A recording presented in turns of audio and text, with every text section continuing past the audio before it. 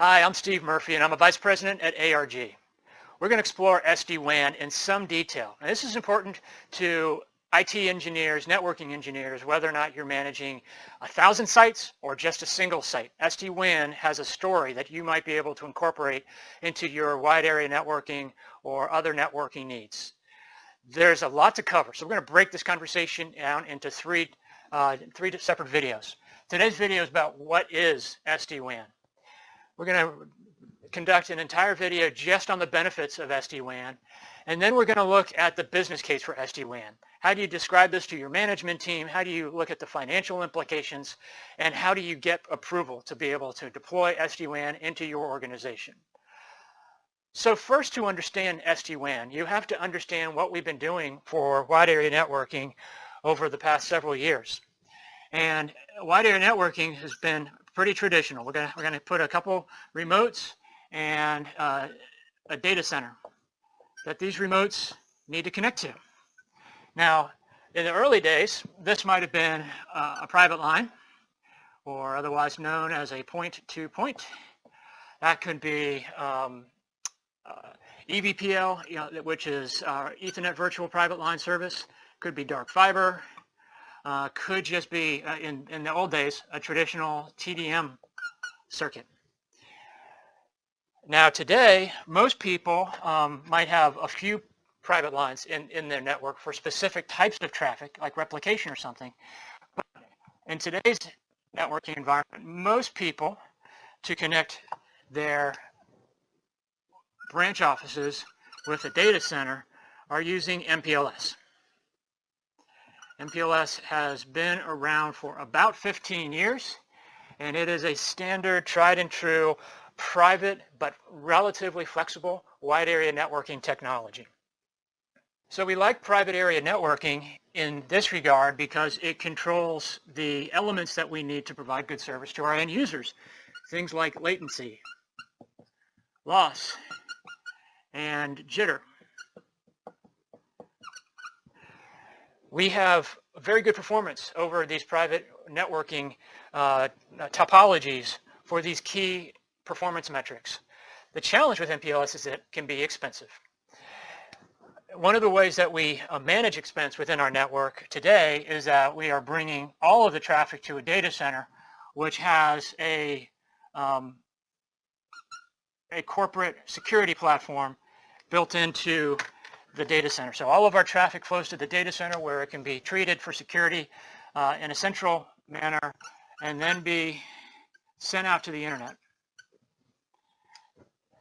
So this keeps us very secure, keeps us with a very consistent, uniform security profile and platform that we can manage, and that reduces our risk.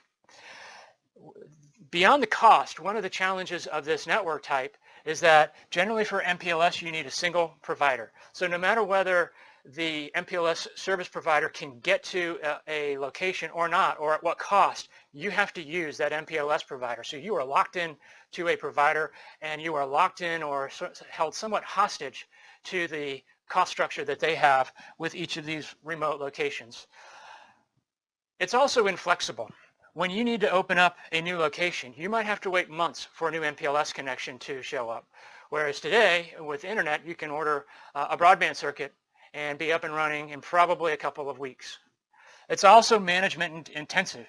IT engineers have to map past individual locations to ensure that they are properly connected and properly managed. The applications are properly managed within the PVCs that we're putting over the MPLS network. So it works for now. It has some limitations, and there are some better options within the SD-WAN product set that can help us move into a more consistent topology for our users as they move out to the cloud. And that's what's really been transforming the way we network today, is all the applications that are living out in the cloud. Because today our users really aren't going to the data center as much as they had in the past. They want to go to Azure or AWS. They want to access things like Office 365 or Salesforce or Box any of the other SaaS applications that are out there. And today they need to go through your central security platform at your data center to access these applications. That creates latency, it creates congestion here, it creates points of failure that as an IT organization we need to manage. So there is a better way to allow our end users to connect directly to the internet to access those services. And that's what SD-WAN tries to accomplish. So if we want to allow our end users to access these resources out on the internet, the network gets very complicated. If we're going to continue to pass traffic through our security platform, we need to then very carefully manage the user experience as they're moving out and utilizing some of these applications. Another complexity is what we have at the edge of our branch offices. Typically, we're going to have a stack of appliances here at the edge. That stack might include routers, a firewall, because even though we're providing security at the data center, we're going to have a firewall whenever we're connecting a public internet connection to our network. We're going to have potentially WAN optimization, and we're going to want some site-to-site stuff, some site-to-site connectivity, so we might have a dmvpn. So all of these services are being deployed at each one of our branch locations, creating a lot of complexity, as I said, and a lot of cost structure that we have to have. Not only are we putting individual appliances there to support those services, but we have to provide care and feeding of those services over time, which further increases our cost. Management becomes tougher as the number of sites increases, and it's really not the best topology that we can come up with in this day and age. The primary benefit is that it's private, and you only are using the public internet maybe when you have an MPLS service issue, and you're connecting over a VPN as a failover. But most of the time the internet connection from these branch offices is unutilized or underutilized. While we're showing you here connecting to the internet, that's true, we're really not utilizing those connections for access to the internet because we're still going through our security stack at the data center. So if we need to, we can use the internet to reach the data center, get security applied to it, and then go back out to these applications. We really haven't improved our performance metrics going to these applications by adding an internet link in this network.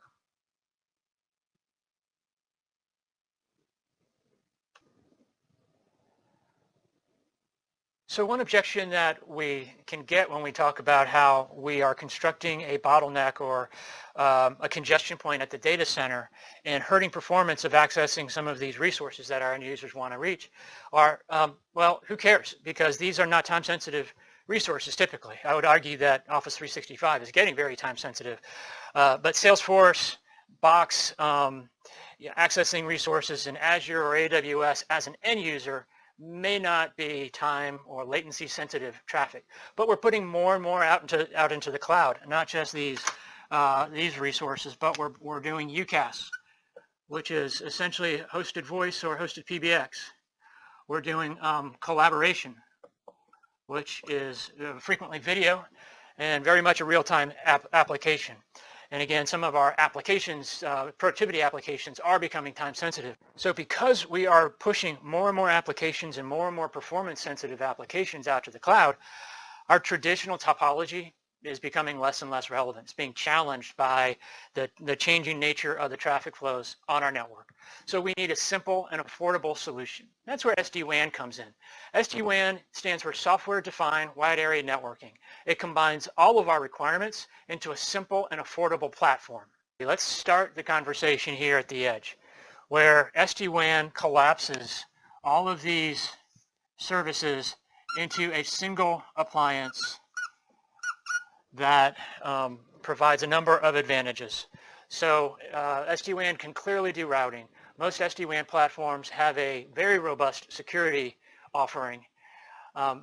the SD-WAN device can do compression and deduplication, and it can support secure site-to-site communications. Now, all these services are optional. You don't have to utilize those services. If you like your firewall platform and you want to keep it, there's additional residual value left in that platform, feel free to keep your firewall in place. Same with your WAN optimization.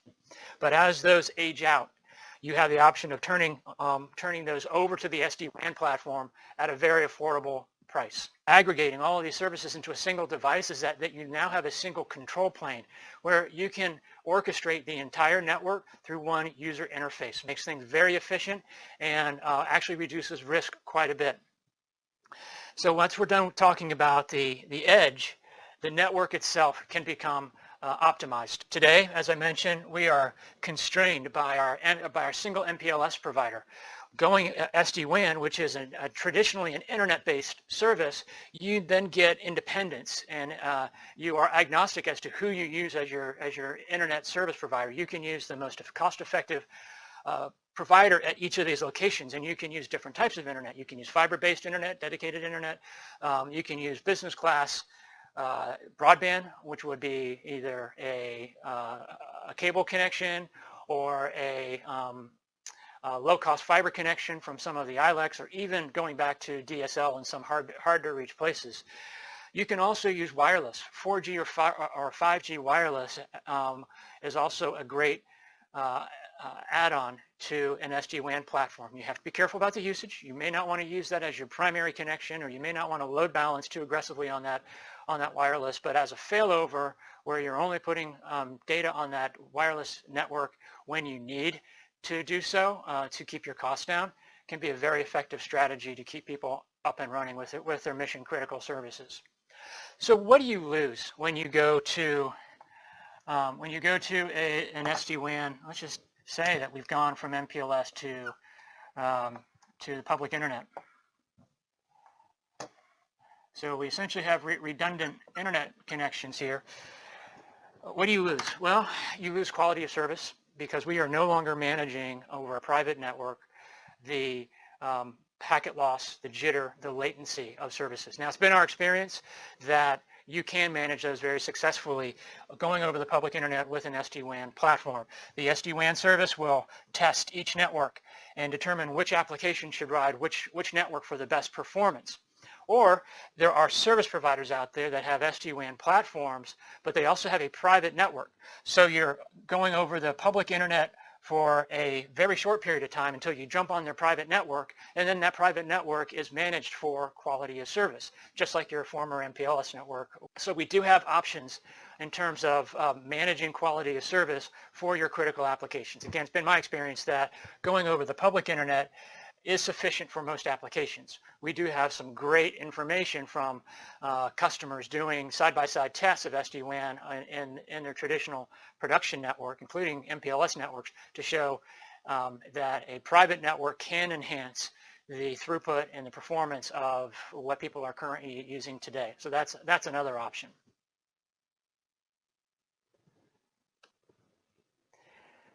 Now, a lot of our clients won't go to the internet immediately with their SD-WAN deployment. Some will keep their MPLS networks in place and slowly migrate applications to the internet side of the SD-WAN device, just to make sure that they're moving forward in a very logical and very thoughtful way. And that's fine. Most SD-WAN platforms, in fact, virtually all SD-WAN platforms today, will support MPLS, will support point-to-points. So you can keep your private network for a period of time, and it gives you a very smooth migration path from the traditional topology that you're running to a more accommodative topology for all of the services that are currently going into the cloud.